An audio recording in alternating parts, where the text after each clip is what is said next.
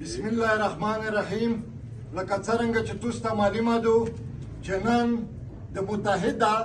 سیاسي امن پاسون یو درین میټینګ وشو چې په هغه میټینګ کې د جنوبي وزیرستان وړه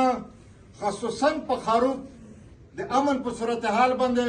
تفصیلي مجلسونه وشول او بیا ټول په دا کې څومره یونینز دي، څومره سیاسي پارټۍ دي، څومره تحریکونه دي، سیول سوسایټۍ دي، مشرون دي،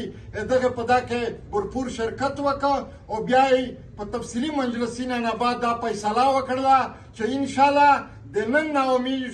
د راون جمعې په ورځ باندې په وړه بازون باندې بهترین شټر ډاون هړتال اعلانوي او د هغه د پورو میز که انګور اډې خلق دی، که د اذان ورسک خلق دی، که د توی خلق دی، که د شکی خلق دی، که د کړي کوټ خلق دی، په دا باندې که د سپین تنای خلق دی، په دا باندې می ژغ کی چې د جمعې پرې چې کوم د وړه په بازور کې شټر ډاون هړتال دی، په دا کې د می سره بھرپور انداز کې شرکت وکړي او انشاءالله په هغه شټر ډاون هړتال کې و بیا ملګری په متفقه طور باندې ریاست ته د خپل ذمہدارۍ د احساس ورکولو د پوره یوه